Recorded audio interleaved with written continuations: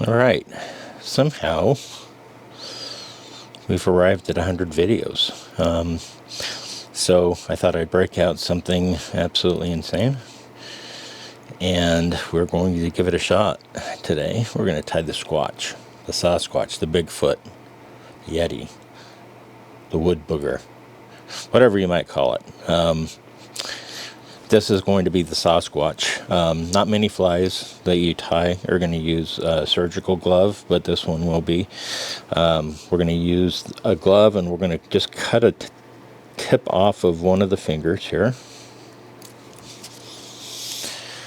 Set that aside because I still have 4 fingers to use. So once I've got that fingertip kind of cut off, we're going to just take our bodkin, and we want to put a hole right at the tip of that finger. So there's our bodkin kind of going through. I'm going to let that slide down just so that we get a little bit bigger hole here. And then I'm just going to go ahead and slide that off.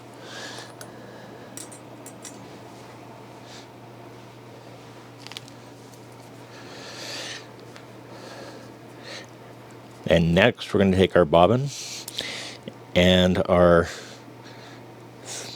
gloved finger. We're going to want the bobbin tip to go through that hole we made with our bodkin, so I can kind of see it there.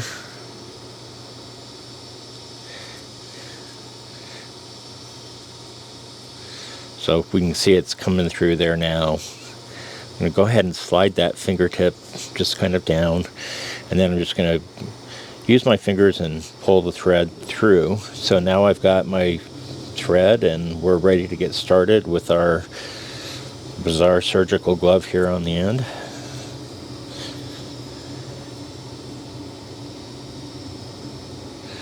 Really just 3 materials on this pattern. We're going to use a little bit of marabou and then some deer hair, and we'll finish it up with we'll just use a furnace hackle. So I'm just going to go up the shank of the hook here just to get myself a thread base. That will just help us as we tie on especially the deer hair to keep it from slipping and sliding all over the place on a bare hook shank. So the first material we're going to tie on is going to be a marabou tail, and I've just got a nice grizzly black and white barred piece of marabou here. We're just going to try to get the very end of it here. This really nice looking tail there. I'm going to go ahead and hold that on top of my hook shank right where I want to tie that in.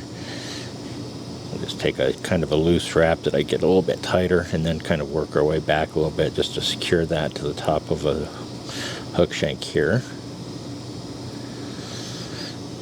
See how that looks. It's looking all right. From there, we're going to go ahead and I'm going to use some of this feather for some bulk. And that's about the only reason I'm keeping that on there. I'm going to pull it a little bit as I wind it up, not for anything other than just trying to keep the body here kind of a uniform thickness here. And then once I get there, we're just going to come in with our scissors, hold that marabou up, and we'll go ahead and clip that off.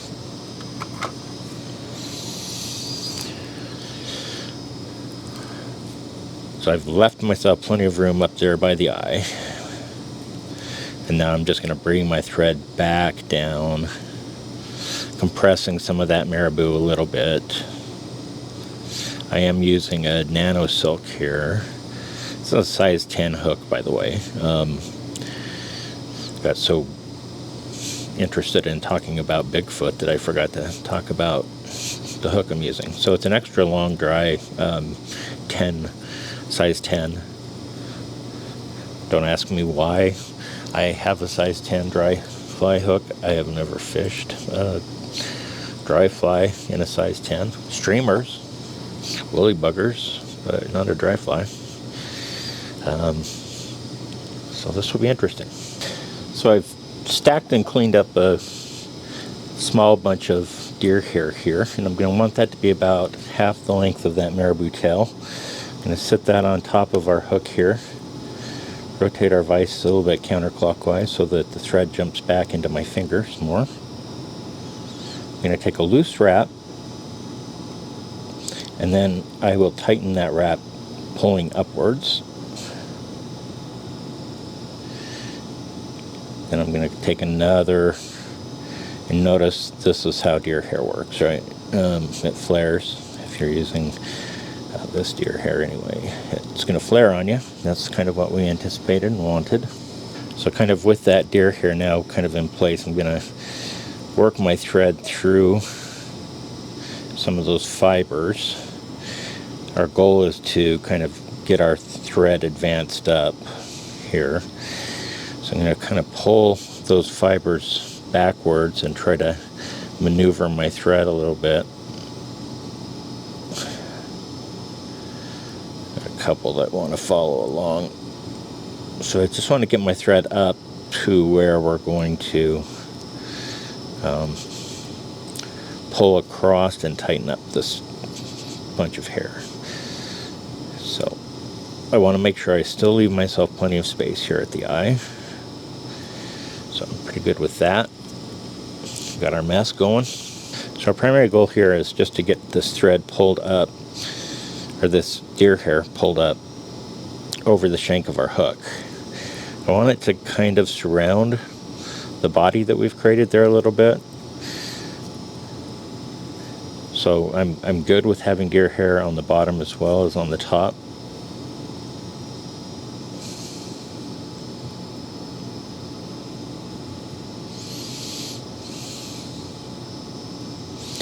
I'm trying to make this as tight as I can because I do want this body to be fairly narrow, which means I've got to pull that deer hair tight up towards the eye of the hook here.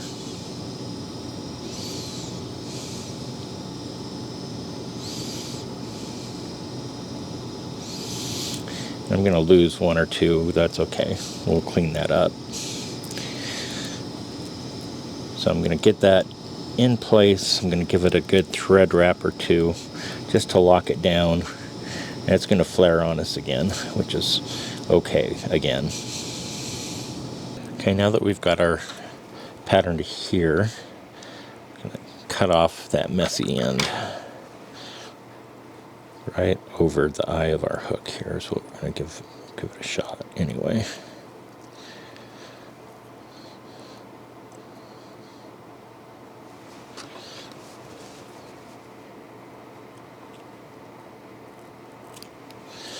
Just about like that. Okay, so here's where our rubber glove is going to come in. I'm going to try to get the hole in that fingertip right over the eye of our hook here.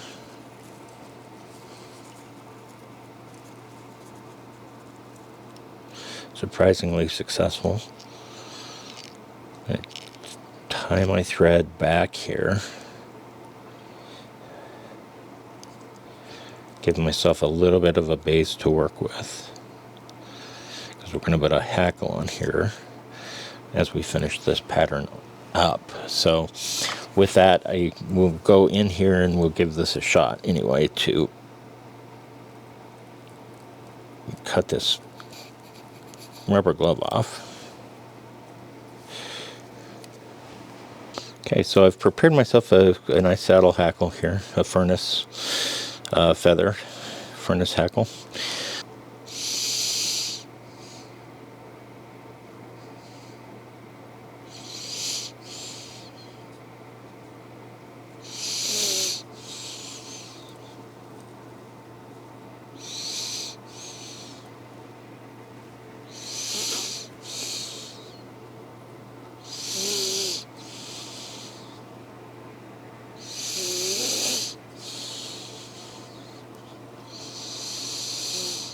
So with that, we'll go ahead and kind of travel up the fly with our stem sticking out there. I'm going to go ahead and turn that upside down, and we're going to clip the stem out of there.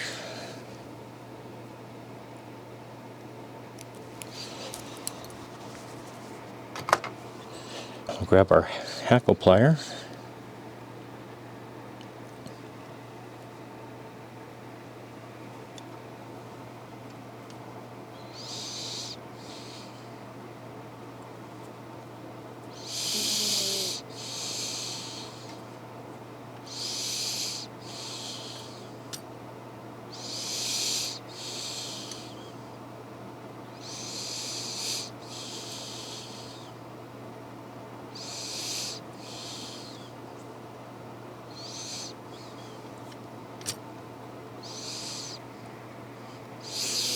Get it right about there. We're going to go ahead and throw our thread over the top to kind of capture that hackle in place.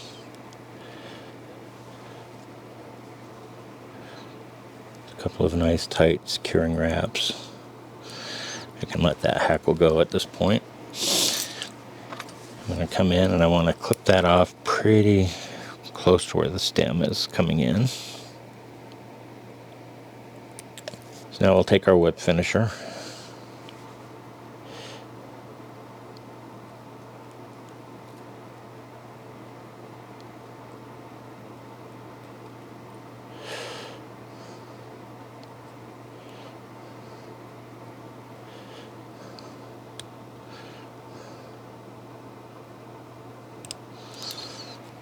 That locked in nice and tight. Take the back end of our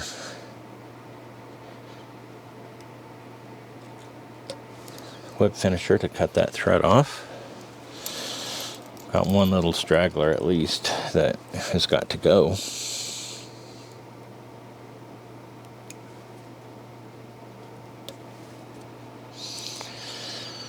But with that, there you have it. I hope you're all feeling squatchy. There is the Sasquatch. Never fished it. But now that I've tied it, I can't resist. I'm sure I'll throw it out there next time I'm on the river. Don't know that I'll get anything. I have my doubts. But this is a legit pattern, so perhaps it will work. Happy 100th. Happy Squatch. Yeti Bigfoot Day. Give it a shot.